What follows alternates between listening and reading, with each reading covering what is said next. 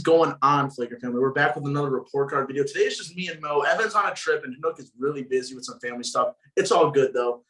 We've been seeing you guys have been loving these report card videos, and we really appreciate all the support. I'm going to be honest, guys. This might be a rough video. It's the Detroit Pistons. I'm not going to sit here, and neither will Mo, and act like we know shit about this team.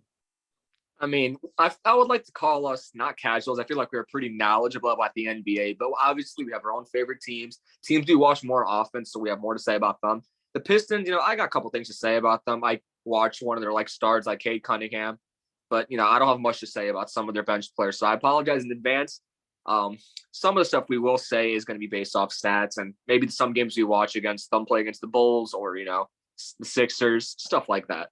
Yeah. So, we're going to discuss the team overall at the end of the video. No offense, Piston fans, but you guys haven't really had much worth to watch lately. But that is obviously on the turnaround. They had a really nice offseason. They're definitely on the come up, and that starts with this guy right here. The first overall pick of last season, Cade Cunningham. I think he did have a slow start in the season, but Piston fans should be ecstatic to have him. He showed a lot of promise as a playmaker, man. He could be one of those elite playmakers one day. I mean, he's really good. This is a guy that can do anything on the court, bro. He can do anything. He can pass, facilitate, score. Sky's the limit for this guy, bro. Yeah, sky is the limit. Obviously, I feel like a lot of players that can just tall point guards that can do everything usually get the LeBron or Luka comparison, which is fair. But Mo, besides those two guys, who would you compare Cade to as he grows? As he grows, okay, I'm not gonna lie. This may sound like an interesting comparison, but I feel like he could be more athletic Steve Nash. Oh shit! I mean, that's a bold take, buddy. Hey man, I could see it, bro. He's taller. I think he might not be as great on the defensive side. Steve Nash was a little bit small, but he was a great on-ball defender. Cade's pretty good on all-ball and defense, but I feel like his athleticism, if he improves on it, man, he can take it to the next level.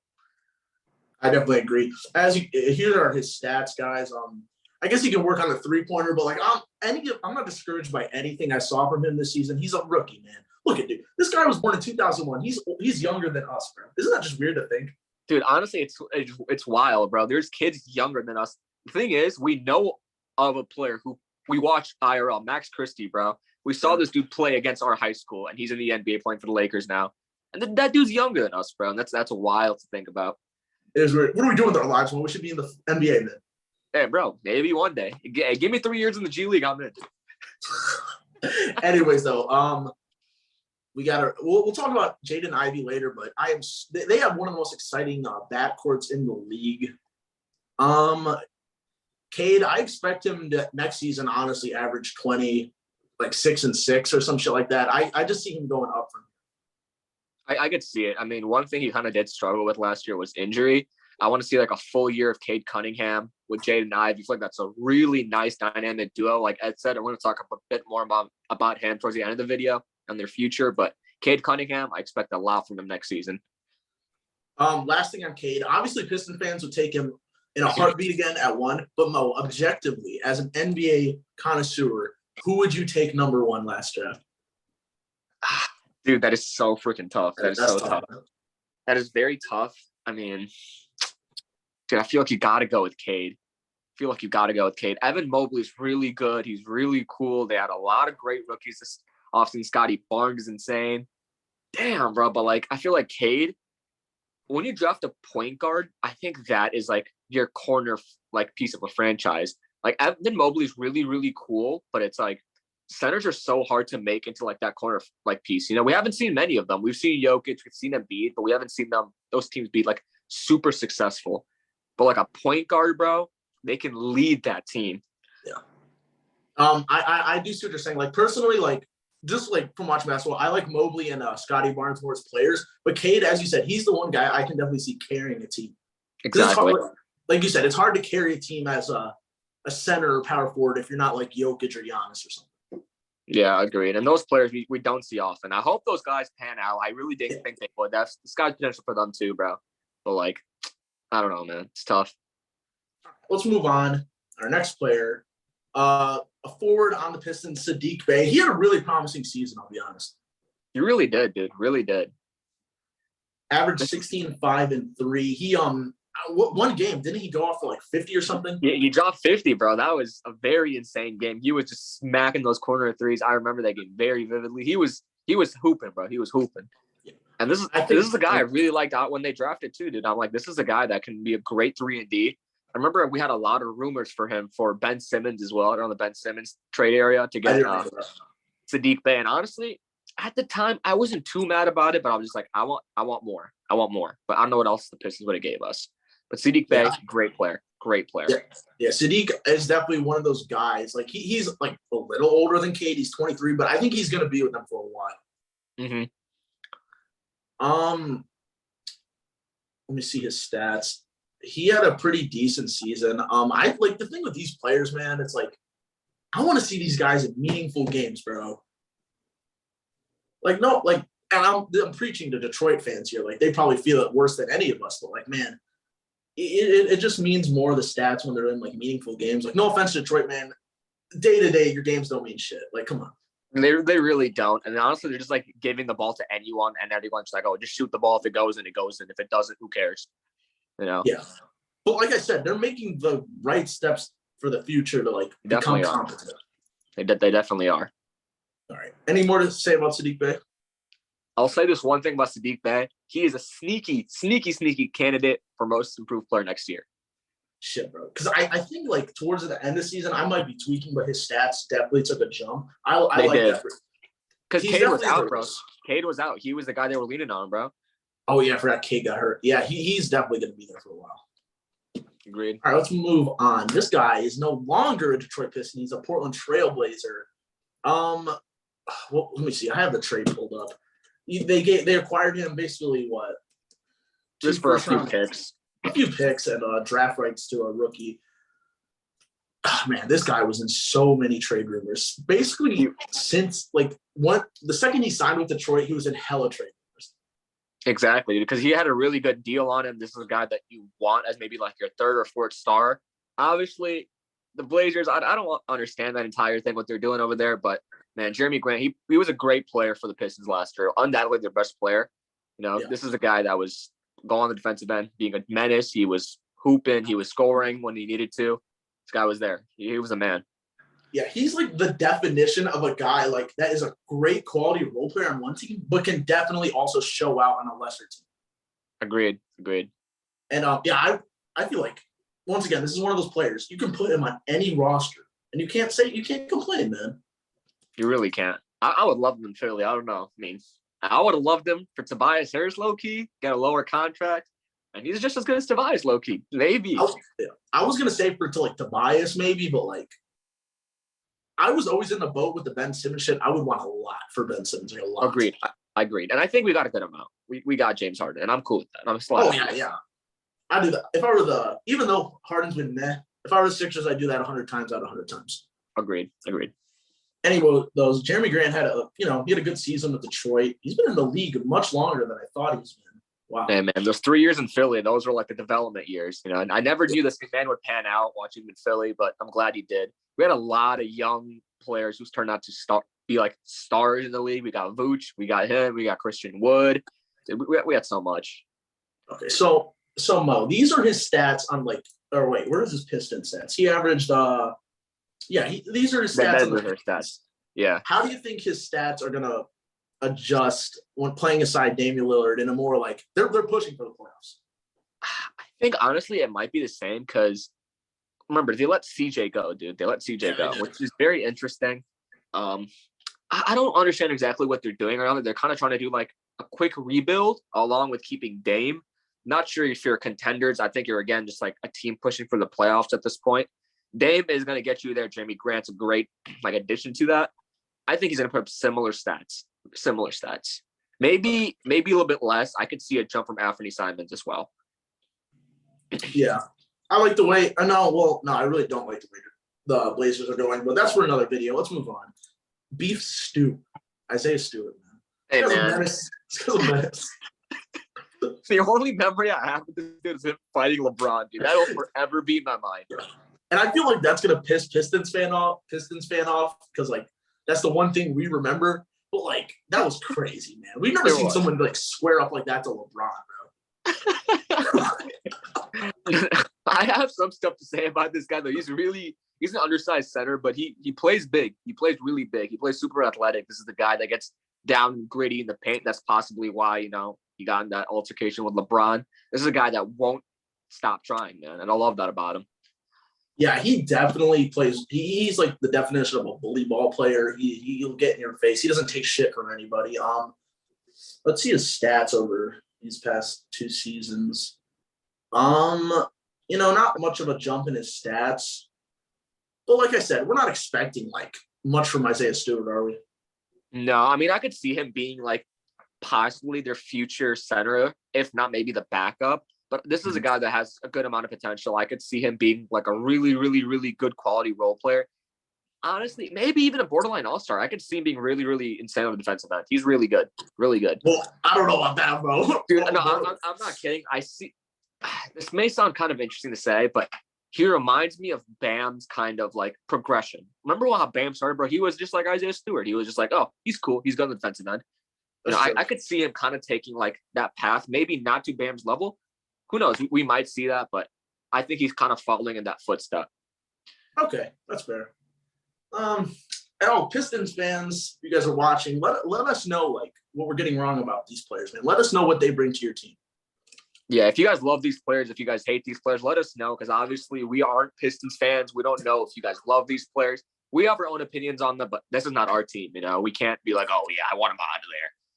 Like you guys, I've probably watched more games than us, so you Pistons fans. So give us your intake in the comments below too. You guys let us know, man. Wow, Marvin Bagley III. I like him on Detroit. I think it's a good change of scenery. Very, if I remember correctly, very toxic relationship in Sacramento. And people like shitting on him for being taken over to Luka, which isn't his fault. That's Sacramento's fault. Agreed. I mean, there's nothing to blame on Marvin Bagley. I feel like this is a guy that, whenever he played, he was decent. This is a guy that would kind of be heavy with foul trouble and also injuries. This is a guy that we haven't seen him on the court for very long. The thing is, for you Pistons fan, you guys didn't give up much to get him, dude. You're taking a very small risk, but it's a very high reward if this guy pans out. Yeah, I really like this pick. He's only 23. He played 18 games for Detroit. This is a guy that I'm gonna try to keep with Ivy and Cade. Agreed. I mean, I try to develop him as much as possible. Get him in the weight room, get him as much therapy as he needs, get him healthy, bro. I want to see this dude for a full season or as a good amount of games, playing alongside Cade Cunningham and an elite playmaker one day. This guy would be amazing. It'd be amazing. Yeah, I can't think of a better spot for a player to grow. And man, like I'm hoping for Bagley, man. I feel like he's had a rough start to his career, especially as a number 2 overall pick, man.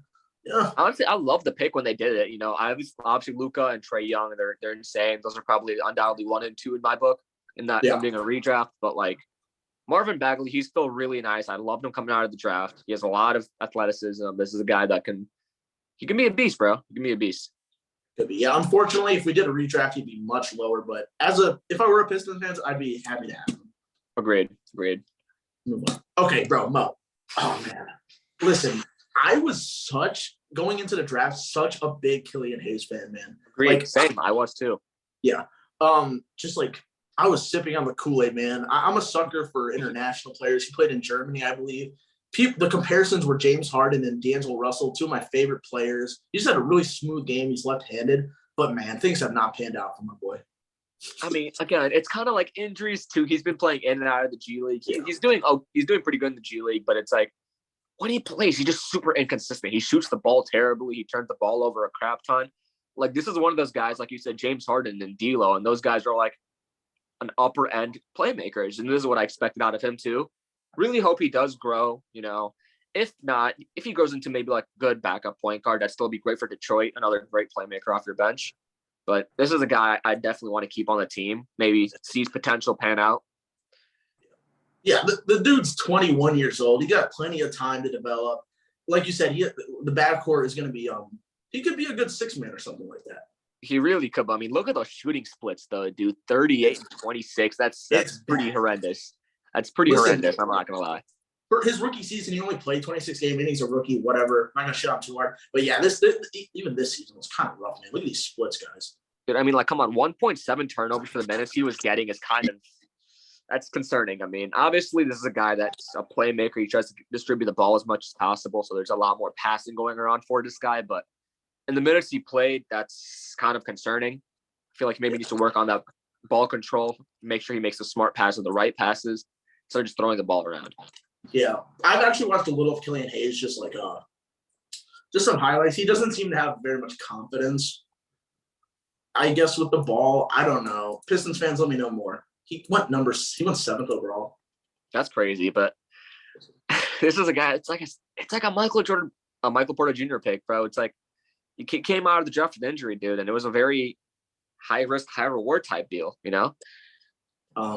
I'll say it. I'll let you guys know. It might be my worst basketball NBA take of all time. I thought Killian might be better than LaMelo going into the draft. That might be my worst take of all time. Hell no. I love LaMelo coming out of the draft, bro. No shot. Oh man, yeah. That might be my worst take of all time. All right, let's move on. Diallo. Oh, he played in Mo. You're a Thunder fan, man. I am a Thunder fan. He was nice on the Thunder. This is a guy that was, kind of a spark plug off the bench, and he's kind of playing that role in Detroit as well. He kind of developed himself kind of more into a scorer than he was on OKC. But this is a guy that's been he's been a solid role player enough. You get him off the bench. Sometimes he can give you 20 a night. Sometimes he can give you 10. And, he's not bad. This is another guy that kind of struggled a little bit with consistency. Like his 3-point percentage is pretty rough. But again, like I said earlier, man, the Pistons, they're not looking to win anything. They're just like, let's lose. So yeah, exactly. They were just shooting whatever. Like, I want to see these guys on like competent teams, and I'm sure those splits would be way better. Yeah, he's only 24. I think do you think he'll be in Detroit? I think he might be one of the guys that get dealt for something. Yeah, I mean, this is a guy that I feel like you said earlier, like any team would like to have. I think this is a guy that might be they try to develop. If he doesn't pan out, you could always probably get like another piece for him, maybe a pick, and you're not mad at that either. Let's move on to our final player. The GOAT.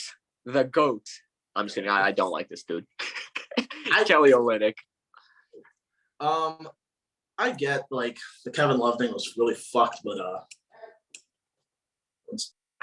yeah, I mean, I feel like he's kind of falls in that like line of like dirty players, and I don't like saying that either. I don't want to like classify these dudes as dirty players because I'm sure that's never their intention, because they just want to go out there and win basketball games, right? And I don't want to put him in that kind of category, but in my mind, he's always going to be there because of that memory we have of him, what he did to Kevin Love. But Kelly Olynyk, he's not a bad backup center, bro. He's not a bad backup center. He can stretch the floor. He can rebound. And this is a guy that can, win you some games, dude. He can win you some games for sure. Averaged 19 in Houston. That just seems weird to me. Dude, he was a beast in Houston because they had nowhere to go. So it's like, Kelly, you take it. I'm just saying, bro. Isaiah Stewart beat the goofy out of Kelly Olynyk for center minutes, bro.